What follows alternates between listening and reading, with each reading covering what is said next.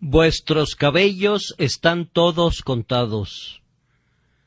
Pues aún vuestros cabellos están todos contados.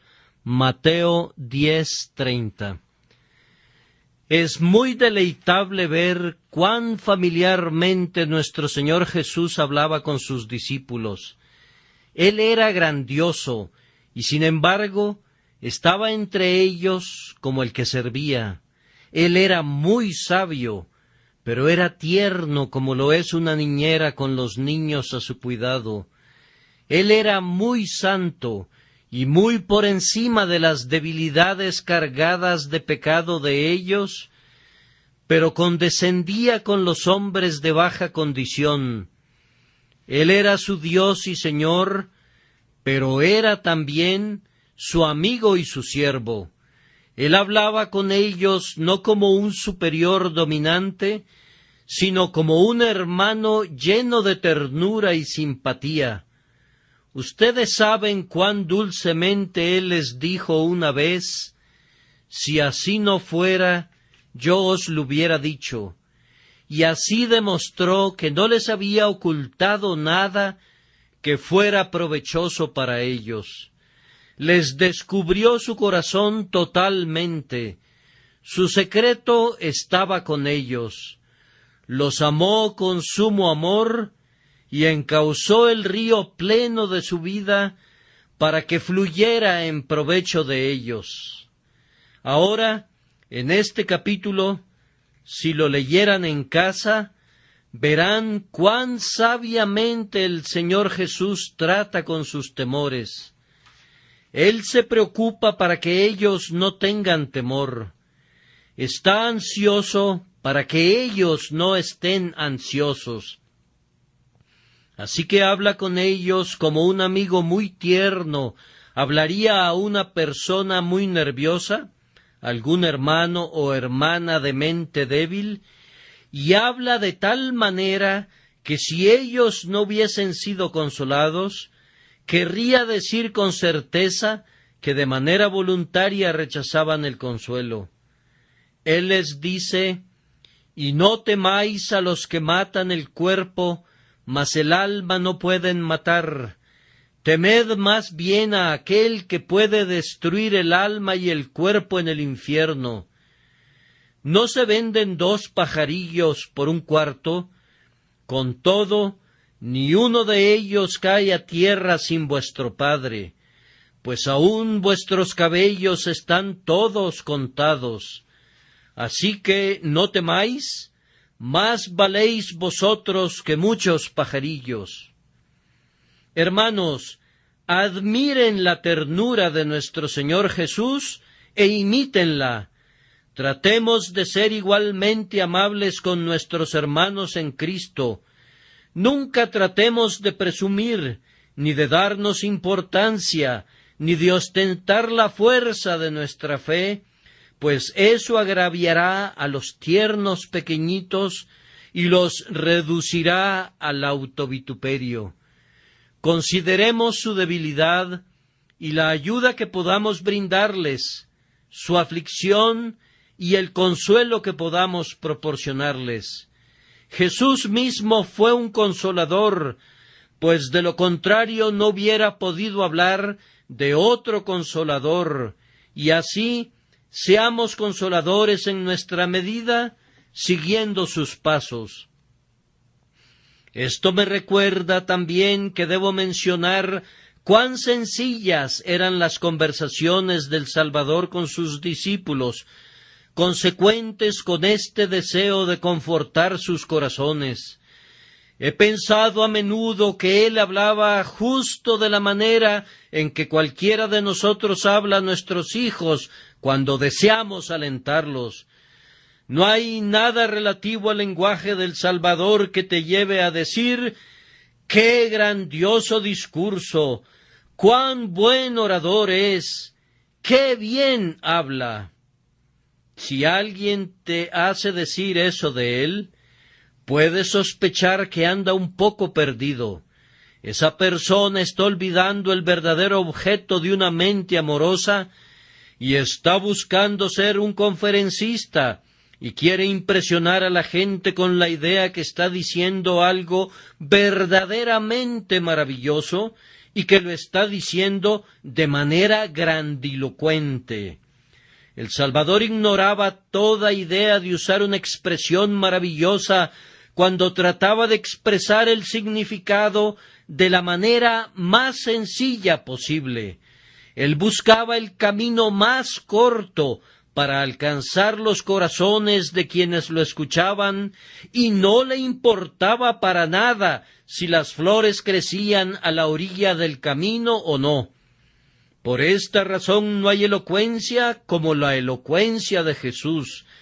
Hay un estilo de majestuosa sencillez en él que es totalmente propia, y en esto radica su sublimidad inigualable. De vez en cuando reviso citas de libros y veo que los nombres de los autores están colocados al pie de las referencias, pero cada vez que observo que el nombre de Cristo es colocado debajo de una cita, lo considero como algo superfluo que debería eliminarse, pues nunca hay el temor de confundir el lenguaje del Hijo de Dios con el de cualquiera de los hijos de los hombres. Él tiene su propio estilo. Esto, sin embargo, es incidental al propósito que se tiene, pues él no estudia el estilo de la retórica en ningún grado, sino simplemente tiene por objetivo transmitir su pensamiento. Por eso él habla con palabras muy sencillas, tales como las de nuestro texto: pues aún vuestros cabellos están todos contados. Los hombres que son grandes y estudiosos no hablarían acerca de los cabellos de tu cabeza. Todo su discurso es acerca de las nebulosas y de las estrellas, las eras geológicas y los fósiles, la evolución y la solidaridad de la raza, y no sé qué otras cosas más. Ellos no se inclinarían ante las cosas comunes. Ellos deben decir algo grandioso, sublime, deslumbrante, brillante, lleno de fuegos artificiales. El Señor está tan lejos de todo esto como lo están los cielos del dosel más llamativo que jamás haya engalanado el trono de algún mortal. Él habla en lenguaje sencillo porque Él se siente en casa. Él habla el lenguaje del corazón porque Él es todo corazón y quiere alcanzar los corazones de aquellos que le escuchan. Les recomiendo este texto por esa razón, además de muchas otras, pues aún vuestros cabellos están todos contados. Reflexionando sobre estas palabras, parecen contener 4 elementos por lo menos, y podemos adoptar 4 perspectivas de su significado. Y la primera es predeterminación, pues aún vuestros cabellos han sido todos contados. Encontrarán que esa traducción es una versión más precisa del texto que la versión que tenemos ante nosotros. El verbo no está en presente, sino en el tiempo pluscuamperfecto. Aún vuestros cabellos han sido todos contados, antes que los mundos fueran creados. En segundo lugar, veo en el texto conocimiento. Esto es muy claro. Dios conoce a su pueblo de tal manera que aún los cabellos de sus cabezas están todos contados por Él. En tercer lugar, hay aquí valoración. Él estima de manera tan elevada a sus propios siervos que de ellos se dice: aún vuestros cabellos están todos contados. Ustedes son tan preciosos que la más pequeña porción de ustedes es preciosa. El Rey conserva un registro de cada parte de ustedes pues aún vuestros cabellos están contados. Y por último, aquí hay de manera muy evidente preservación. El Salvador les ha estado diciendo que no teman a los que pueden matar el cuerpo, pero que son incapaces de destruir el alma. Él dice que Dios los preserva. En otro lugar les había dicho a sus discípulos: pero ni un cabello de vuestra cabeza perecerá. Y Él quiere significar lo mismo en este caso. Habrá una preservación perfecta de su pueblo, pues aún vuestros cabellos están todos contados. Vamos pues al primer punto. Aquí hay predeterminación, pues aún vuestros cabellos están todos contados. La mayoría de los cristianos cree en la providencia de Dios, pero no todos los cristianos están preparados para seguir la verdad que implica. Ellos aparentan creer que hay una providencia que gobierna sobre todo, pero parecen haber olvidado que siempre hubo esa providencia y que la providencia debe ser, después de todo, un asunto de predeterminación divina.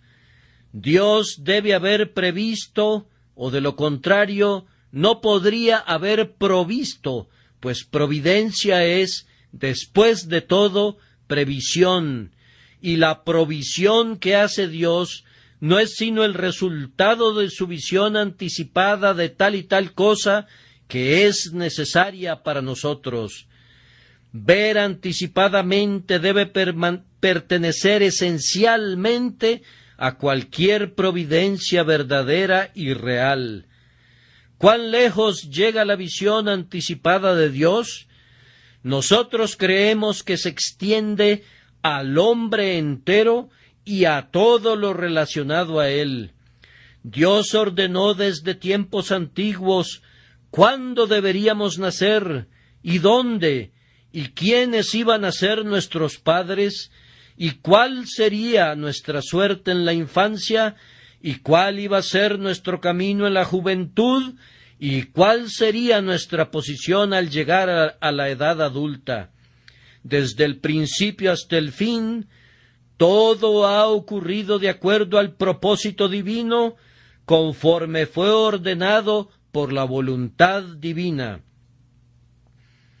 No solamente el hombre, sino todo lo concerniente al hombre es predeterminado por el Señor, pues aún vuestros cabellos, es decir, todo lo que tenga que ver contigo, que entre en cualquier tipo de contacto contigo y que sea en algún sentido parte y porción de ti, está bajo la previsión divina y la predestinación. Todo está en el propósito divino y ha sido ordenado por la sabiduría divina. Todos los eventos de tu vida, ciertamente los más grandes, pero con igual certeza también los más pequeños. Es imposible dibujar una línea de separación en la providencia y decir: esto está arreglado por la providencia y esto no. La providencia debe abarcarlo todo. Todo lo que ocurre no solamente determina el movimiento de una estrella, sino que incluye al grano de polvo que es soplado por el viento del camino. Todo esto, por la propia naturaleza del tema, es claro. La providencia de Dios no sabe de cosas que sean tan pequeñas como para estar más allá de su conocimiento, ni de cosas que sean tan grandes como para estar más allá de su control.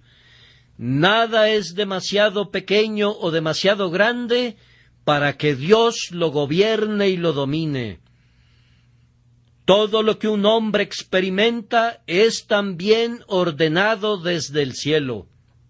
Si los cabellos de tu cabeza se tornan blancos en una sola noche de aflicción, es porque ha habido un permiso divino.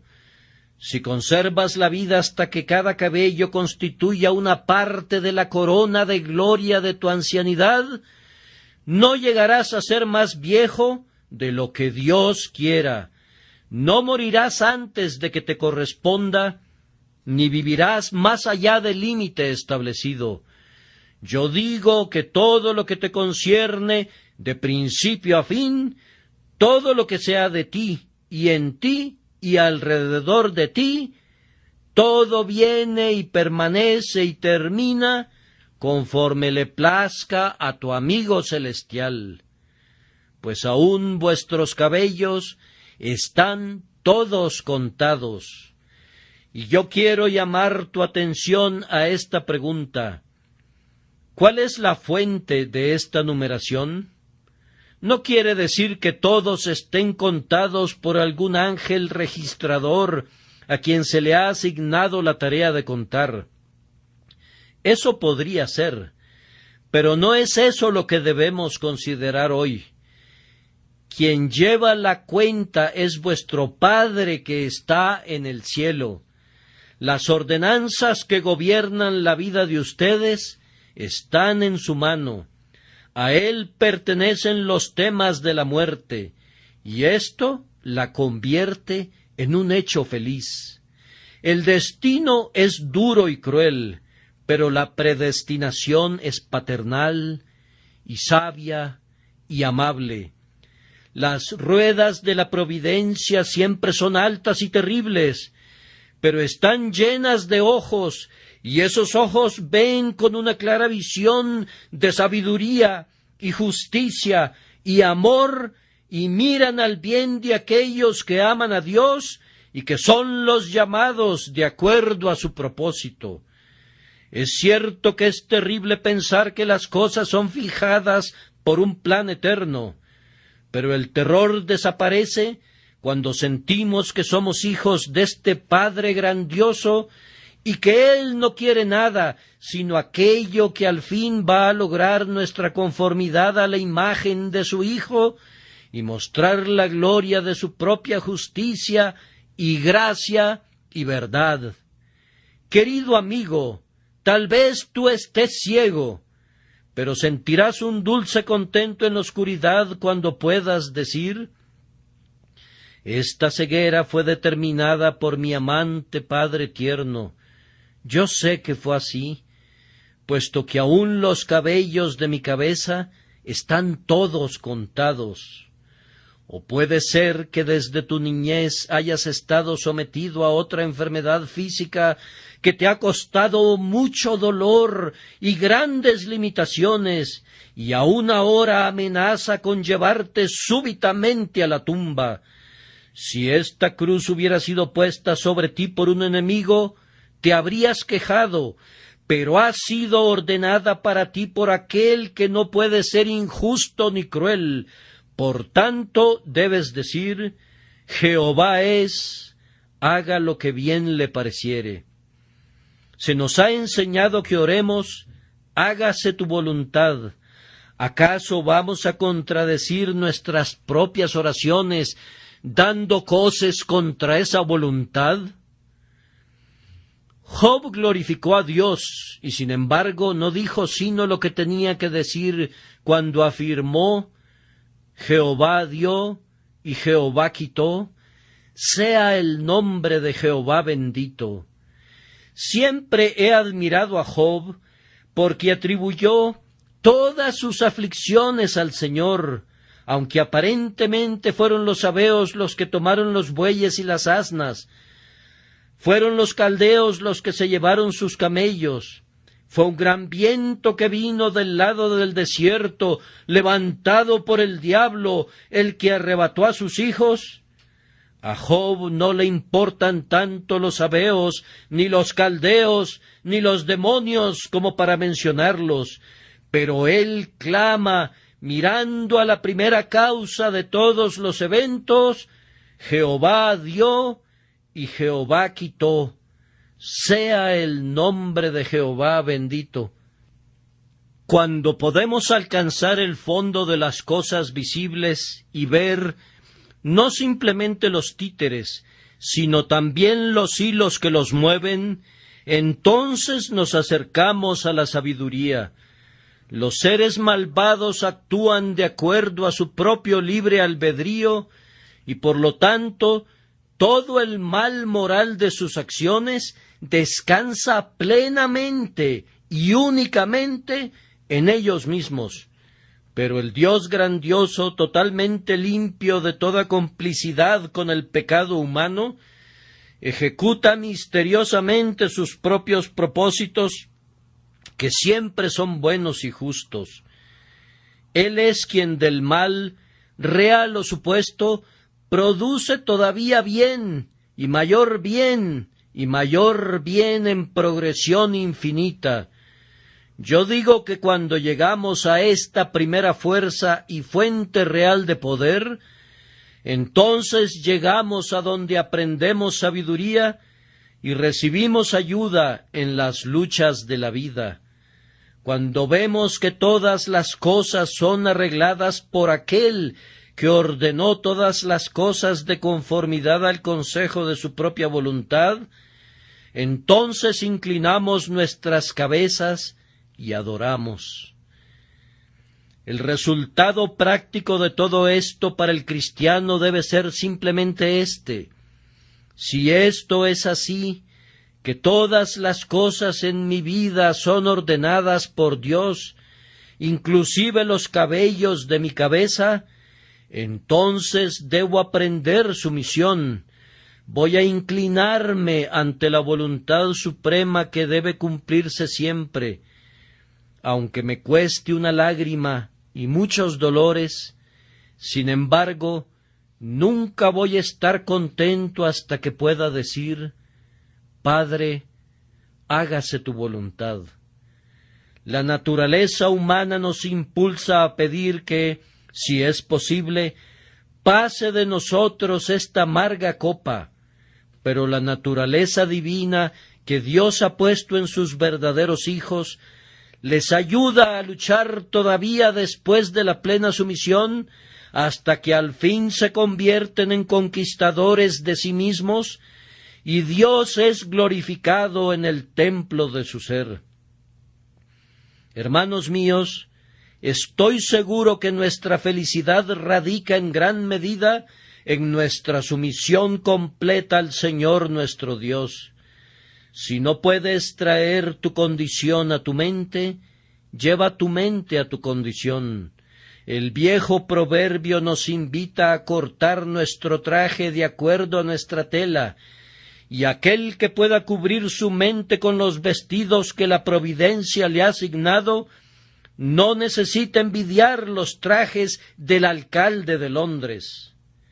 El gozo está más en la mente que en el lugar o en la posesión. Quien tiene suficiente, aunque solo sean unos cuantos pesos a la semana, tiene mucho más que un millonario. Quien está contento es verdaderamente un hombre rico. El que anda tras el dinero es siempre pobre. ¿Cómo no podría serlo? Pobre en el peor sentido de la palabra. Oh, es algo bendito que podamos pensar que todos los eventos de la providencia han sido ordenados por Dios.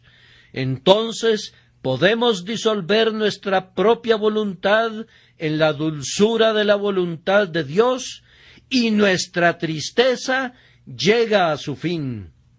Yo pienso que esto, además de enseñarnos sumisión, debería darnos un alto grado de consuelo en el tiempo de necesidad, de tal forma que nos elevemos a algo parecido al gozo. Hoy estaba leyendo algo acerca del señor Dodd, que es una persona a quien los puritanos siempre estaban citando, un hombre que no escribió ningún libro, pero parece que dijo cosas con las que otras personas han hecho atractivos sus propios libros.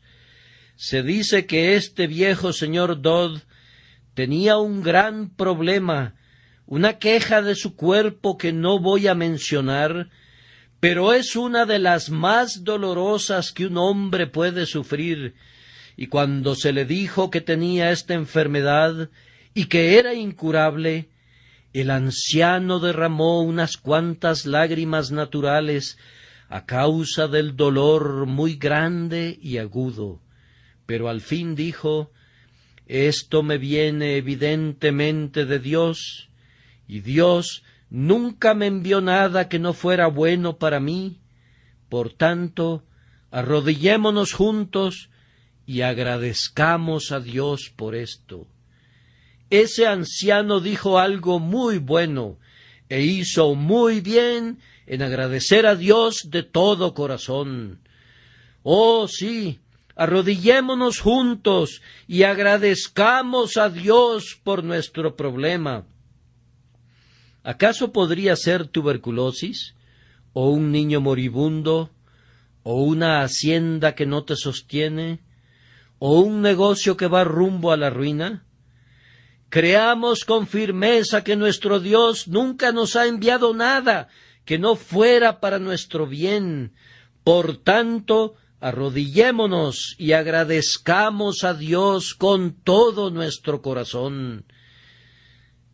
Si tu hijo viniera a ti y te dijera: «Padre, te agradezco por la vara, sé que ha sido por mi bien», sentirías que el tiempo de la corrección ha llegado a su fin. Evidentemente él no es tan torpe ni tan insensato como para que necesite un agudo despertar por medio del castigo. Él ve el mal involucrado en su desobediencia y la necesidad del castigo, y ahora se le puede permitir que aplique las lecciones que ha aprendido. Cuando ustedes y yo comenzamos a familiarizarnos con la aflicción y a agradecer a Dios por ella, está llegando a su fin. Yo personalmente creo que hay a menudo un período establecido para las aflicciones de los santos, y que ese período usualmente coincide con su aceptación perfecta. Cuando están contentos de recibir todas las cosas como Dios quiera, Dios estará contento con permitirles tener tanto como quieran. Cuando dos voluntades se juntan, nuestra voluntad y la voluntad de Dios, entonces encontraremos un dulce arroyo de plateada paz que fluye en dos vertientes por el resto de nuestras vidas. Por tanto, concluyamos esto: si aún los cabellos de nuestra cabeza están todos contados, si verdaderamente todo es ordenado por el Altísimo en lo relativo a su pueblo, gocémonos en lo que Dios da, y tomémoslo como venga, y alabemos su nombre, ya sea que lo que nos toque sea duro o suave, amargo o dulce. Digamos con alegría: si Dios lo quiere así, nosotros también. Si es un propósito de Dios, que así sea, puesto que a los que aman a Dios, todas las cosas les ayudan a bien, esto es, a los que conforme a sus propósitos son llamados. No me voy a hundir en el pantano de las dificultades que algunos de ustedes ven colocado en el camino. Yo tropiezo en el fango con el ágil pie de la fe. No voy a discutir cómo se puede demostrar que la predeterminación es consistente con la responsabilidad del hombre y con el libre albedrío del hombre, y con todo eso. Yo creo en la responsabilidad del hombre y en el libre albedrío del hombre, tanto como creo en la predestinación. Yo creo en la responsabilidad del hombre, tanto como ustedes, y creo en el libre albedrío del hombre, tanto como cualquier ser viviente. ¿Cómo puedo creer en ambas doctrinas? Evidentemente puedo creer en ambas doctrinas, pues ciertamente creo en ambas. He aprendido esto, que el hombre cuyo credo es consistente en la opinión de otros, usualmente tiene un credo señalado por la pobreza y la insuficiencia, y la mayor parte de ese credo es más bien teoría que revelación. Cuando llegas a encuadrar tu teología en un sistema, existe el peligro que actúes como un constructor que coloca entre las grandes piedras mezcla hecha por él mismo. Yo me contento con apilar las piedras no labradas y no les pongo ningún cemento propio. No le voy a dar forma a la verdad, y mucho menos le voy a agregar algo, porque si alzares herramienta sobre él, lo profanarás. Quien acepta la verdad tal como la encuentra en el libro inspirado, tiene suficiente material, y todo ese material es sano. Yo creo que todas las contradicciones de la Escritura son solamente aparentes. No puedo esperar entender los misterios de Dios, ni tampoco deseo hacerlo. Si yo entendiera a Dios, no podría ser al verdadero Dios. Una doctrina que yo no pueda entender es una verdad que está destinada a agarrarme a mí. Cuando yo no puedo ascender, me arrodillo.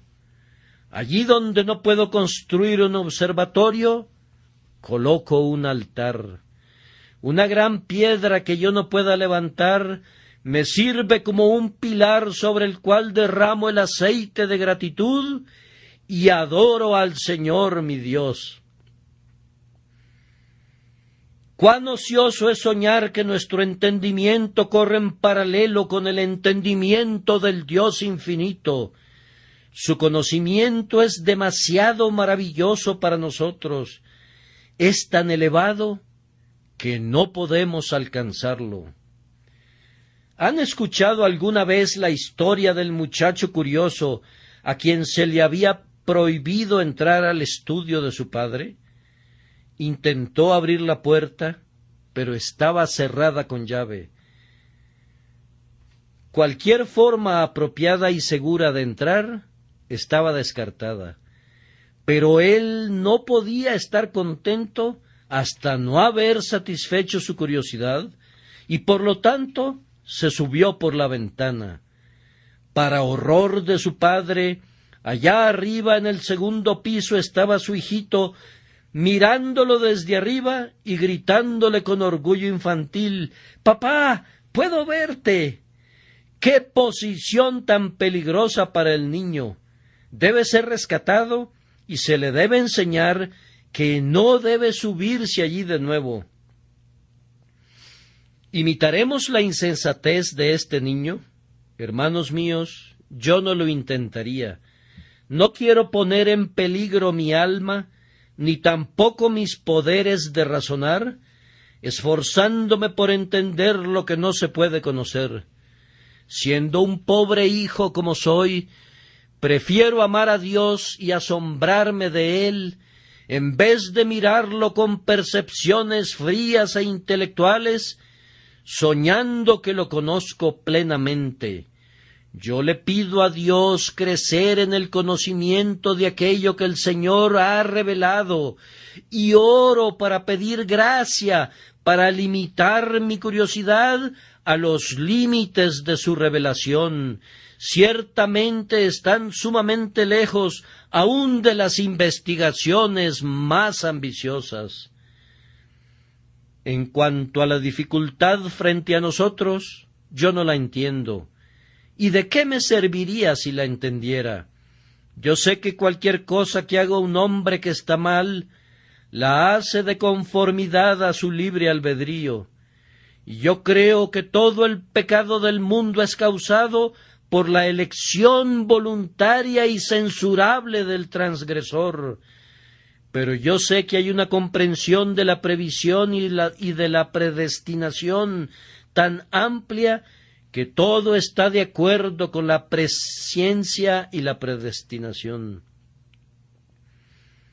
Que nuestro cabello crezca como quiera, o arranquémonos los cabellos como nos plazca, que nada interfiera con nuestra absoluta libertad en el asunto, y sin embargo Los cabellos de nuestra cabeza están todos contados.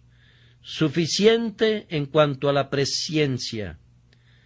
Ahora, en segundo lugar, tenemos el conocimiento, el íntimo conocimiento que Dios tiene de su pueblo, pues aún vuestros cabellos están todos contados. Observen qué conocimiento tan pleno tiene Dios de cada uno de sus hijos. Si no hubiera nadie más en el mundo excepto tú, y Dios no tuviera nada más que hacer que pensar en ti, y no hubieran otros objetos para su atención más allá de ti, y su mente eterna no tuviera ningún tema que considerar, sino únicamente tú, el Señor entonces no sabría más acerca de ti de lo que sabe ahora. La omnisciencia de Dios está concentrada sobre cada ser, y sin embargo no está dividida por la multiplicidad de sus objetos. No se encuentra menos concentrada en un objeto en razón que hay muchos objetos. ¿Cuánto debería asombrarnos que el Señor nos conozca en este momento tan íntimamente como para tener contados cada uno de los cabellos de nuestra cabeza? El conocimiento que posee el Señor en relación a su pueblo es muy minucioso y toma en cuenta esos pequeños asuntos que los hombres valoran como menudencias indignas de considerarse. Él sabe lo que tú y yo difícilmente deseamos saber. Él sabe aquello que nosotros desconocemos y que no nos quita el sueño, pues aún vuestros cabellos están todos contados. Él nos conoce mejor que cualquiera de nuestros amigos. Hay muchas personas que tienen un amable amigo que conoce sus asuntos con mucha precisión, pero aún un allegado tan familiar nunca ha contado los cabellos de sus cabezas. Ninguna esposa ha hecho eso, ni tampoco ningún doctor, aunque tenga, por su larga relación con nosotros, un detallado conocimiento de la condición y de la salud de cada parte de nuestro cuerpo. Dios nos conoce mejor de lo que nosotros nos conocemos a nosotros mismos.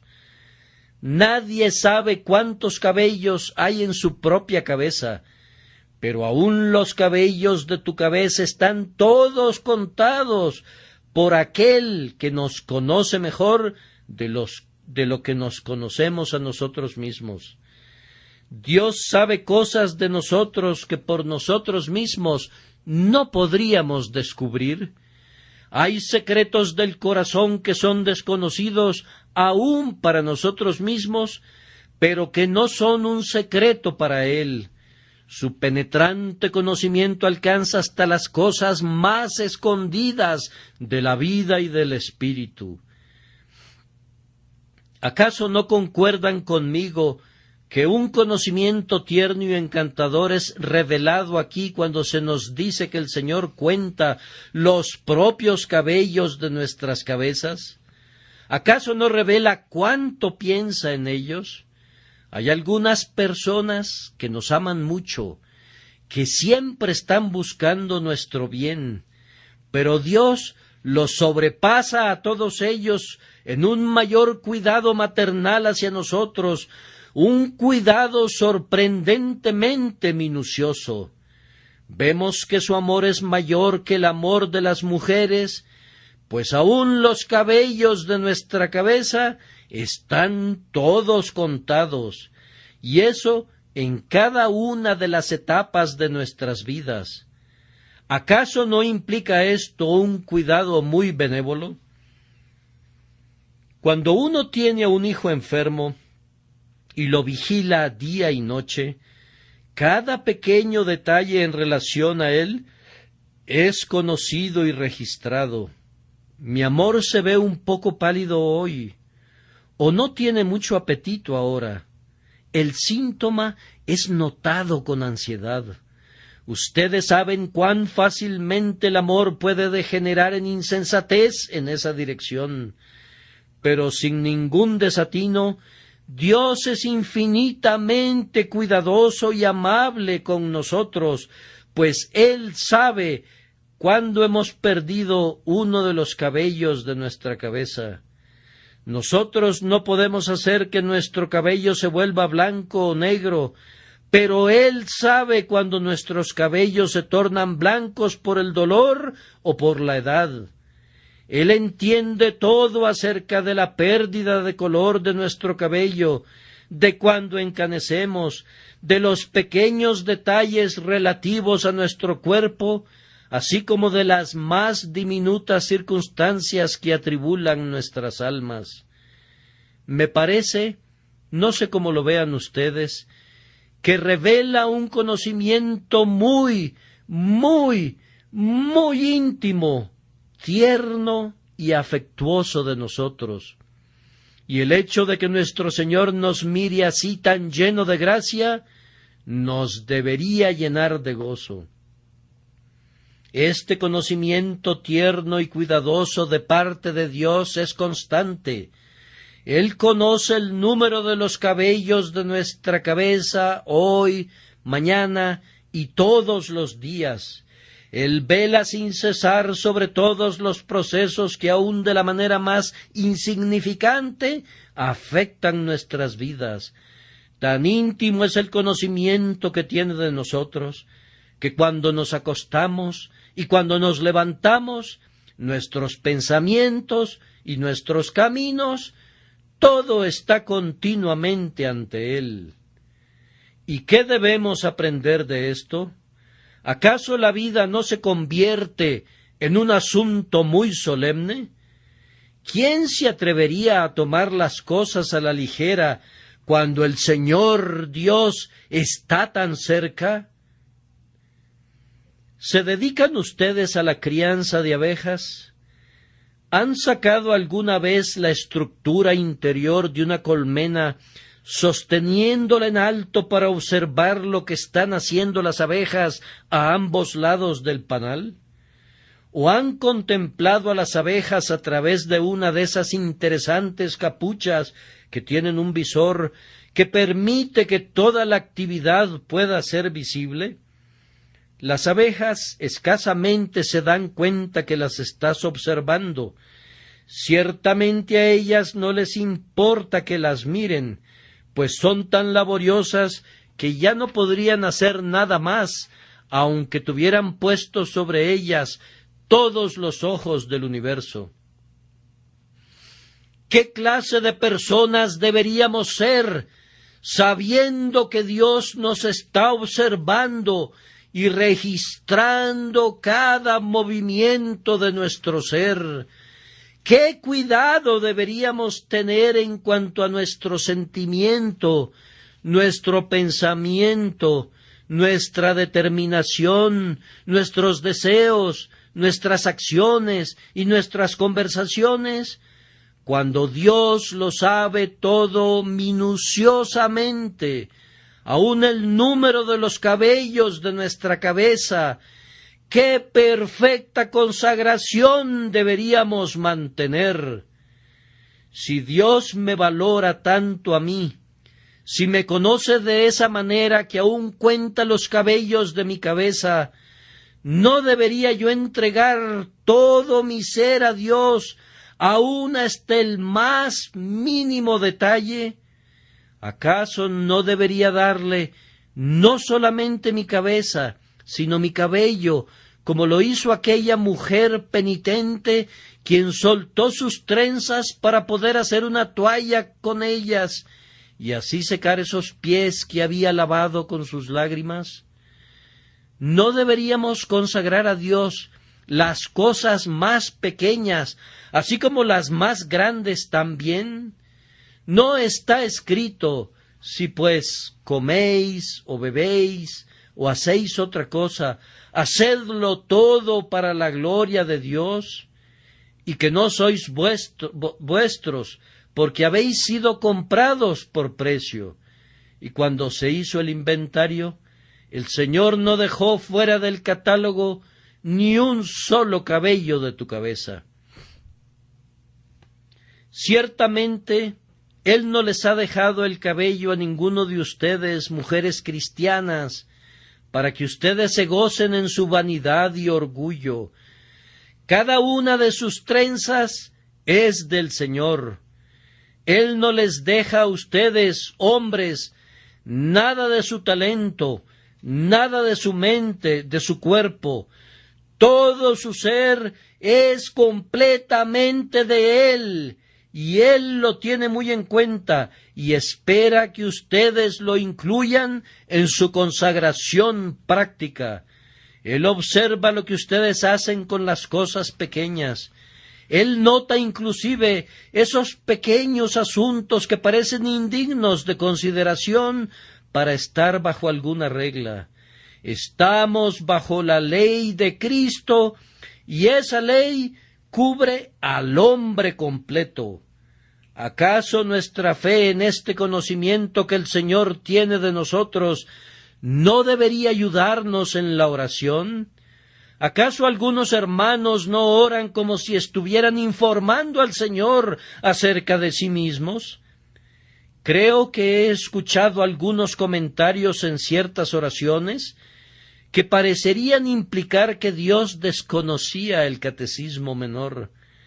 Algunos amigos han ido tan lejos como explicar las doctrinas de la gracia, como si el Señor no estuviera al tanto de ellas. He escuchado que otros oran como si Él no conociera la experiencia de los cristianos, como si hubieran tenido que explicarle a Él algunas de sus dudas y temores. Cuando oramos, no necesitamos explicar nada, pues el Señor sabe todo acerca de nosotros, incluyendo los cabellos de nuestra cabeza. Queridos amigos, nosotros no tenemos ninguna necesidad de explicar nuestras dificultades y perplejidades a nuestro Dios.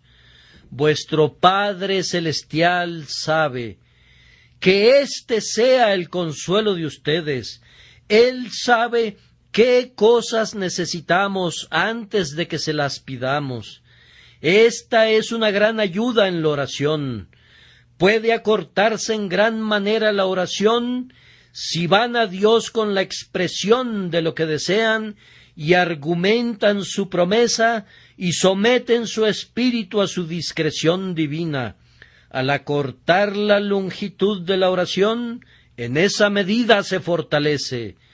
No necesitan sentir temor como si Dios no supiera, sino que deben ir dulcemente hacia Él, que sabe todo acerca de ustedes y que no actuará sobre la información incompleta de ustedes, sino sobre su propio conocimiento cierto. Esta persuasión nos ayudará a sentir que el Señor nos liberará de todas las dificultades, pues Él conoce el camino de salida de cada laberinto. Él percibe la respuesta para cada enigma. Si Él cuenta todos los cabellos de tu cabeza, puedes tener la certeza de que Él tiene una gran discreción para cosas mayores, y es un piloto incomparable a través de las olas, y de las rocas, y de las arenas movedizas, que suavemente te conducirá en el camino y te llevará al puerto deseado.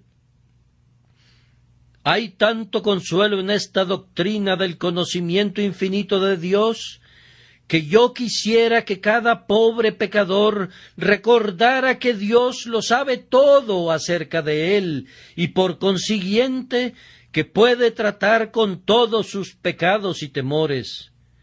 Si quieren misericordia, vengan al Señor de inmediato. Él conoce sus caminos, Él conoce su posición, Él conoce su corazón quebrantado, Él conoce sus luchas angustiosas, Él sabe lo que ustedes no pueden expresar.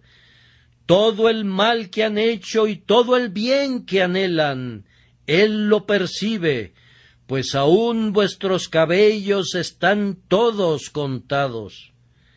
Ahora, en tercer lugar, y de manera muy breve, ¿acaso este texto no expresa valoración?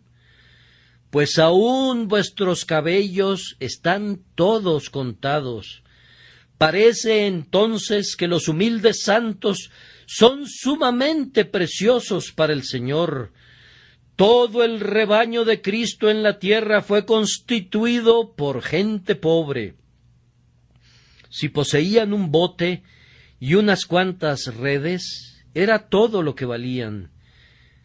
Si alguien hubiera visto a Cristo en su pequeña iglesia en la tierra, habría dicho: no hay ninguna persona respetable en medio de ellos. Así es como se habla ahora, como si fuera respetable tener dinero, como si el respeto no perteneciera al carácter, sino únicamente a las posesiones.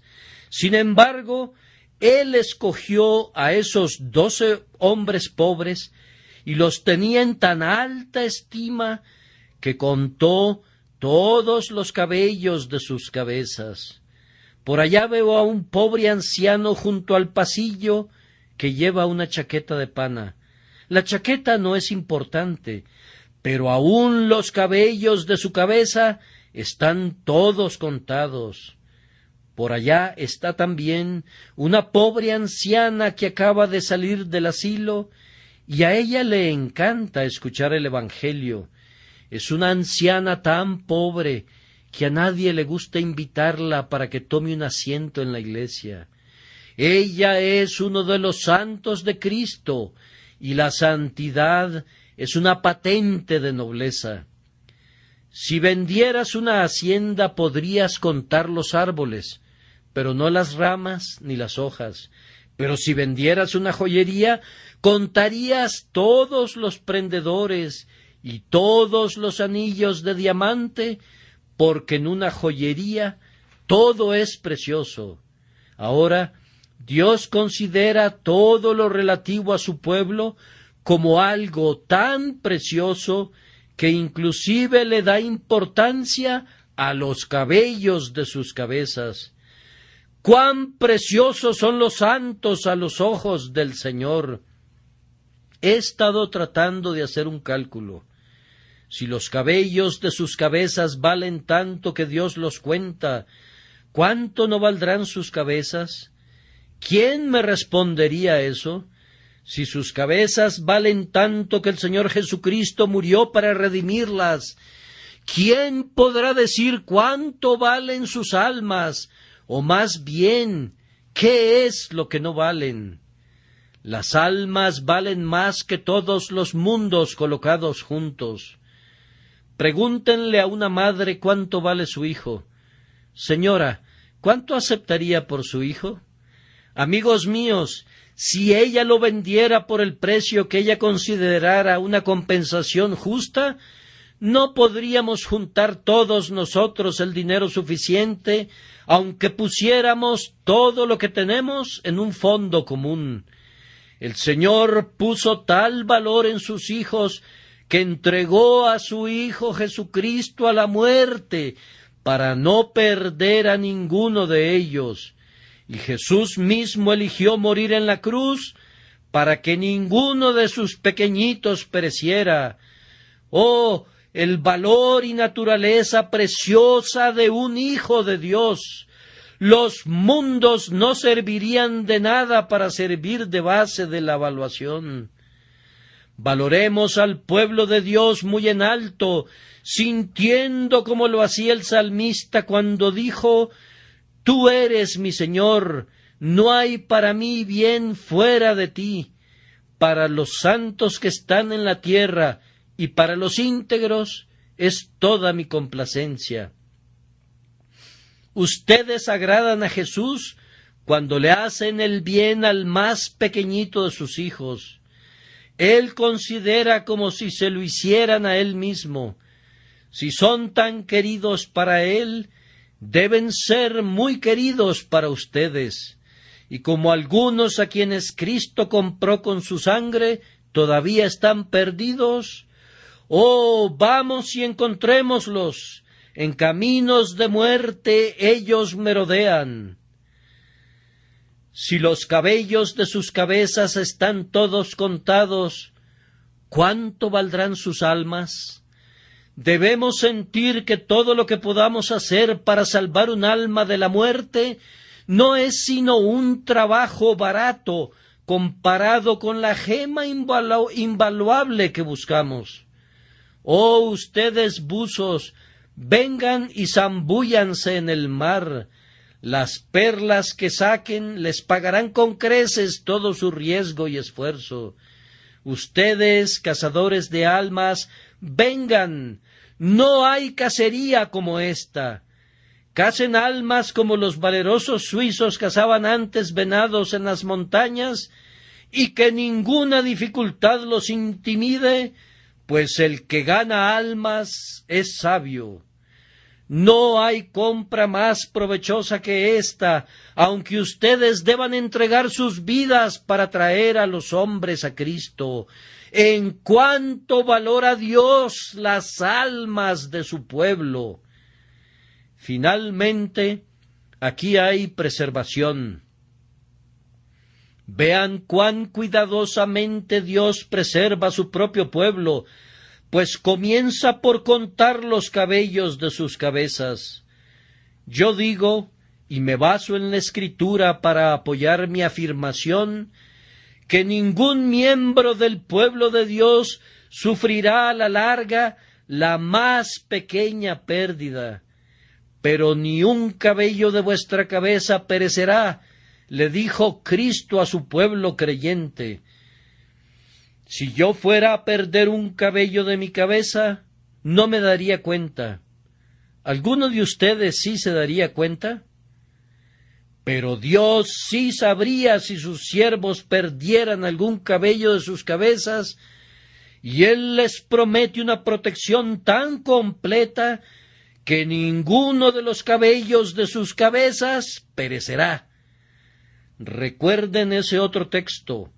Él guarda todos sus huesos, ni uno de ellos será quebrantado. Ahora, un cristiano puede fracturarse los huesos de su cuerpo, pero en un sentido real y espiritual, él está libre de ese peligro. Dios lo guardará. ¡Ay! Lo guardará por toda la eternidad. No quedará ni una pezuña, le dijo Moisés a Faraón, y ni un solo hueso, ni un fragmento de un hueso de los rescatados será cedido al dominio de la muerte y de la tumba. Cuando suene la trompeta, toda la humanidad redimida despertará a la vida. Cuando Pedro salió de la prisión, el ángel lo tocó y sus cadenas se rompieron, y él salió de la prisión, pero no la abandonó hasta no ponerse sus sandalias. Ni siquiera dejó algún par de zapatos para Herodes o sus carceleros. Lo mismo sucederá con los hijos de Dios al final.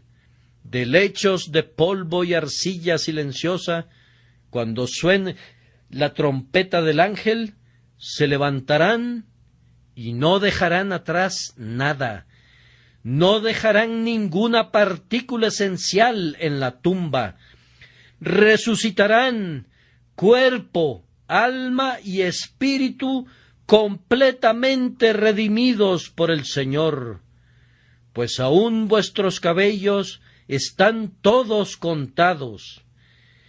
Cristo conoce lo que ha comprado y lo tendrá. Él tendrá lo que ha comprado, inclusive hasta el último átomo.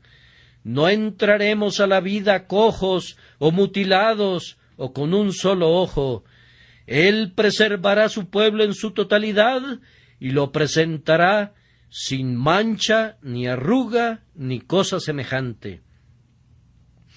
Observen que en la cercana vecindad del texto leemos acerca de persecución. Amados hermanos, si viniera persecución, no podría realmente hacerles daño. Los 3 jóvenes hebreos, cuando salieron del fuego, no estaban quemados ni chamuscados, ni siquiera sus sombreros, ni sus narices, ni sus cabellos olían a fuego. Cuando el pueblo de Dios sufre los fuegos de la persecución, no será perdedor. Ellos irán en medio del fuego sin sufrir ningún daño. Más aún, ganarán la palma y la corona de los mártires, que los harán gloriosos para siempre, a pesar de que mueran en las llamas. Por tanto, no le teman a nada. Nada les hará daño de ninguna manera. Al final, sus sufrimientos se convertirán en su enriquecimiento. Aunque ustedes no cuenten sus vidas como algo valioso, la sangre de ustedes será preciosa a su vista. Además de la persecución, ustedes pueden sufrir un accidente o una calamidad súbita. No tengan miedo nunca. Exhibir presencia de ánimo en un accidente representa la mitad de la batalla. Por tanto, el Hijo de Dios debe estar calmado y con autocontrol, pues aunque sufre en el cuerpo, su verdadero yo estará seguro. Ustedes serán colocados en peligros externos al igual que los demás, ya sea en tornados o en naufragios, o sufriendo la peste del cólera, o en medio del fuego. Sin embargo, su verdadera vida está protegida de todo peligro por el pacto de gracia. Por lo tanto, descansa en el Señor, pues estarás seguro, aunque caigan a tu lado 1000 y 10.000 a tu diestra. Si pierdes, tu pérdida será transmutada en una ganancia real. La enfermedad, si llega la enfermedad, obrará tu salud. Los hijos de Dios han sido madurados a menudo por la enfermedad. Son semejantes al higo, que no se vuelve dulce mientras no se ha golpeado. Amós era recolector de higos silvestres y los golpeaba, y la aflicción es el Amós de Dios para volvernos dulces. La madurez viene mediante la aflicción. Ay, dices, he perdido a un querido amigo. Confía en Dios y por medio de la amistad divina el vacío de tu corazón será llenado con creces. ¿Has perdido a un hijo? El Señor será mejor para ti que 10 hijos. Si tu padre y tu madre te son arrebatados, los encontrarás a ambos en Cristo y dejarás de ser huérfano. Esto dice la promesa: no quitará el bien a los que andan en integridad. No te desampararé ni te dejaré. Confía en el Señor en cualquier peligro. Confía en Él en medio de aguas profundas y también cuando estés en la costa. Cuando las olas estén agitadas, confía en tu Dios, así como también cuando el mar esté tranquilo como un espejo. Cuando el mar ruge y las montañas son sacudidas por las mareas altas, confía en Jehová sin la menor sombra de duda, pues aún vuestros cabellos están todos contados. ¿Por qué habías de temer? Tu barca lleva a Jesús con toda su vida. Si tú te ahogas, Él no puede nadar, Él se hunde o nada contigo, pues así ha dicho Él: porque yo vivo, vosotros también viviréis. Si tu Señor vive, tú debes vivir. Por tanto, consuélense unos a otros con estas palabras, y vayan tranquilamente, pacientemente, alegremente, gozosamente por la vida, bajo la preservación divina, pues aún vuestros cabellos están todos contados. En cuanto a ustedes que no están en Cristo, siento por ustedes un gran dolor, porque ustedes no pueden participar del gozo de esta preservación. En cuanto a los justos, las estrellas en su curso luchan por ellos, y las bestias del campo han hecho pacto con ellos. Pero en cuanto a ti, la tierra gime al cargar el peso de tal pecador, y los elementos están impacientes para vengar la queja del Dios del pacto, destruyéndote. Todas las cosas trabajan conjuntamente para traer sobre ti la justicia que tú mismo provocas. ¡Huye! ¡Huye! ¡Huye! No te queda sino un solo amigo. ¡Huye a él! Ese amigo, el amigo de los pecadores, te implora que vengas a él. Escúchalo cuando clama con los acentos más tiernos. Venid a mí, todos los que estáis trabajados y cargados, y yo os haré descansar. Ven a Jesús, ven de inmediato, por causa de su amor. Amén.